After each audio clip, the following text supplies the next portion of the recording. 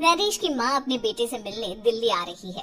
इस बात का पता चलते ही नरेश के दिल में हलचल मच जाती है। नरेश अपनी माँ के स्वागत की तैयारी में लग जाता है। साथ ही उसे डर भी सताने लगता है कि उसकी माँ कहीं अपनी पुरानी जिद पर फिर से बैठ ना जाए।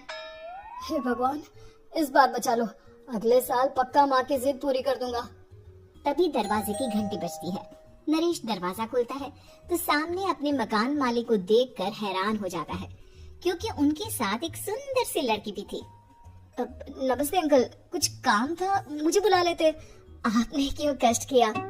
अरे नहीं नहीं, इसमें कष्ट कैसा, मैं तो बस तुम्हें रीना से मिलवाने आया था। आज से रीना तुम्हारे साथ इसी फ्लैट में रहेगी। अंकल, कोई लड़का फ्लैटमेट नहीं है?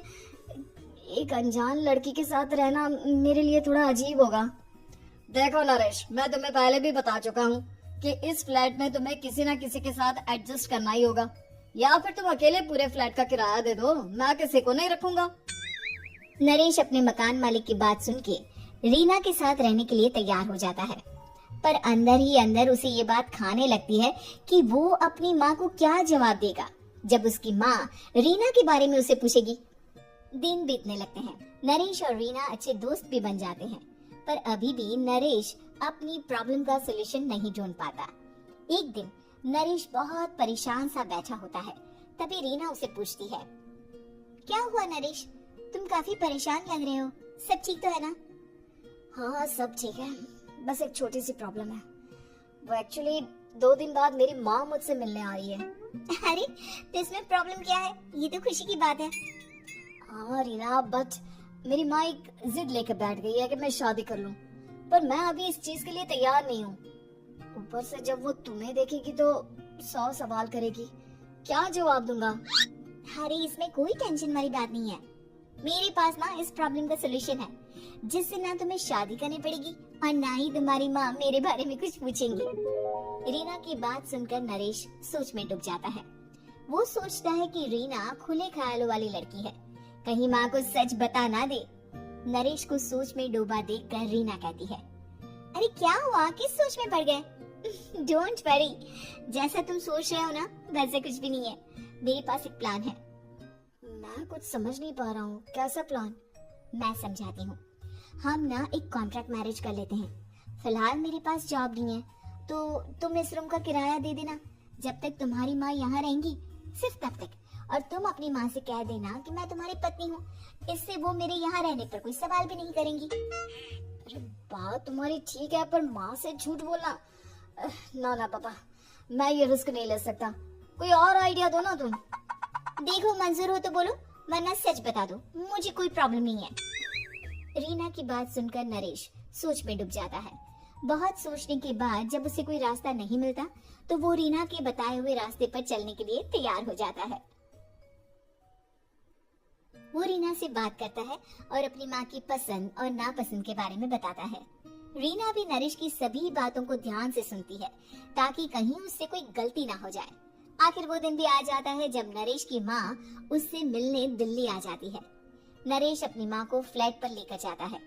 जैसे ही नरेश की माँ फ्लैट के अंदर जाती है, रीना उसके पैर छू लेती है।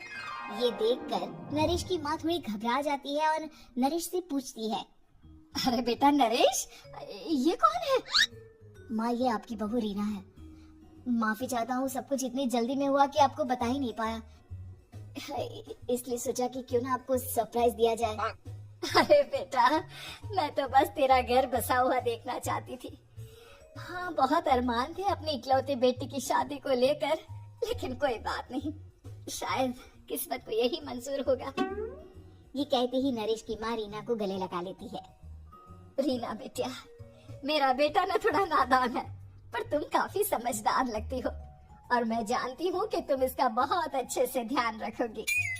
माँ आप चिंता मत कीजिए, मैं सब संभाल लूंगी। नरेश की माँ अपनी बहू और बेटे के साथ खुशी खुशी रहने लगती है। दिन बीतने लगते हैं। नरेश की माँ और रीना का रिश्ता बहुत मजबूत होता चला जाता है। वो दोनों सारा दिन एक साथ रहती और खूब बातें करती। इधर साथ रहते रहते नरेश और रीना भी एक दूसरे से प्यार करने लगते हैं।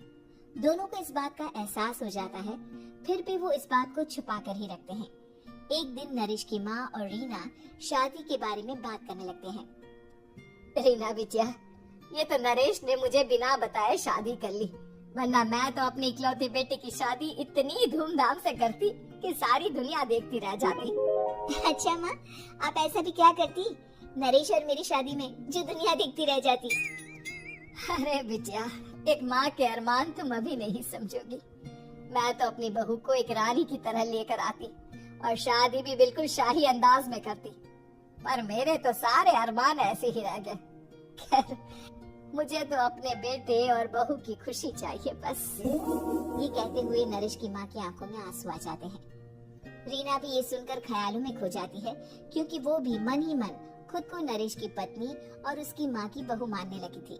शाम को जब नरेश ऑफिस से घर आता है तो रीना खुद को रोक नहीं पाती और नरेश के सामने उसकी माँ को अपने और नरेश के रिश्ते का सारा सच बता देती है।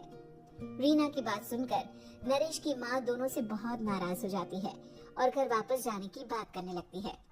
तुम दोनों ने मुझसे सच छुपाकर बहुत ठेस पहुंचाई है मुझे। अब तुम लोगों के साथ नहीं रहना चाहती मैं, कल ही वापस चली जाऊंगी अपने घर। माँ, मुझे माफ कर दो, ये सब मैंने रीना के कहने पर ही किया है, वरना मैं भी आपको कभी ठेस पहुंचाने के बारे में सोच भी नहीं सकता। हाँ माँ, हमने ये सिर्फ आपका दिल रखने के लिए किया, प्लीज हम दोनों को माफ कर दीजिए। तुम दोनों ने मेरे अरमानों के साथ खिलवाड़ किया है, और वैसे भी मुझे अपने बेटे के लिए एक अच्छी लड़की ढूंढनी है, इसलिए मेरा यहाँ से जाना ही बेहतर होगा। माँ की ये बात सुनकर रीना खुद को रोक नहीं पाती। माँ, क्या मैं आपके घर की बहू बनने लायक नहीं हूँ? रीना की बात सुनकर नरेश हैरान रह जाता है। नरेश की माँ भी कुछ समझ नहीं पाती। मैं कुछ समझी नहीं, आखिर तुम कहना क्या चाहती हो? माँ, मैं वो नरेश से बहुत प्यार करती हूँ और साथ ही साथ मैं आपको भी अपनी माँ मान बैठी हूँ। आज जब आपकी बातें सुनी तो खुद को रोक नहीं पाई, इसलिए सारा सच आपको बता दिया।